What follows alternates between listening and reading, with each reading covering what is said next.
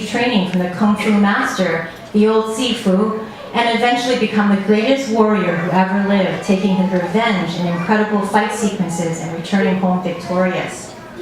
That part had made me feel as I could leap through the screen with the grace of those heroes and kick some serious ass. When the credits rolled, Ba and I always applauded. While all the glory in these films belonged to the men, after a while, I started noticing the women. They were usually on the periphery, the servant girls, the blind princesses, the poor orphans, the unwilling brides. Sometimes the beautiful maiden's function was just be beautiful, and they often ended up dead. But once in a while, when one of the women swept her long tresses aside and flew through the air, my heart would stop. At night, I had only needed to close my eyes and I would inhabit their world, their quiet power. I imagined myself porcelain skin, clothed in layers of bright silk garments, feigning shyness by hiding behind a fan.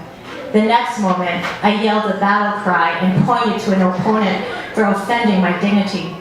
In a complex dance, we locked arms and battled to the death. I was always the victor, winning the awe and respect of the entire village, including the other top Kung Fu hero, the most handsome man of the bunch. The one whose sweat glistened as it dripped down his brown neck. Together, we traveled tirelessly, hunting the bad guys, avenging the innocent, and saving the world.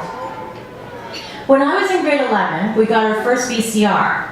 Ba and I had stopped going to the Golden Harvest because even we had to admit it was far easier to stay home in our sweatpants than to spend all that time going downtown, especially since Ba had to make a commute every day for work anyway.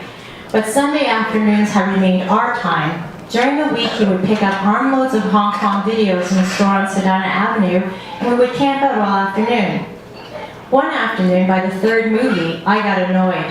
"These women are getting shafted," I had said, pointing to the eye-batting peasant girl washing clothes in the brook. If she hadn't rescued her man from drowning, the show would be over already. Ba had leaned over and paused the video, something we never did. We never needed to. Peeing could always wait. He had scratched at his chin and looked at me in the eye.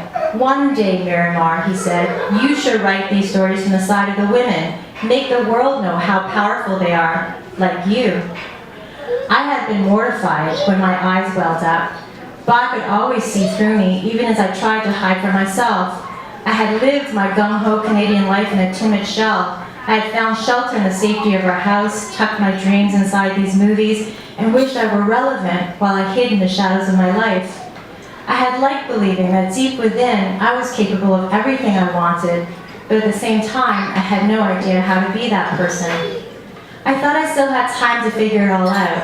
I thought there would be years of Ba and his lazy boy, me on the carpet, our hands balled up in fists during the fight sequences and thundering drum beats, cheering loudly and high-fiving each other when the hero ultimately triumphed. I had thought Ba would always be around to help me find out who I was supposed to be. I was wrong.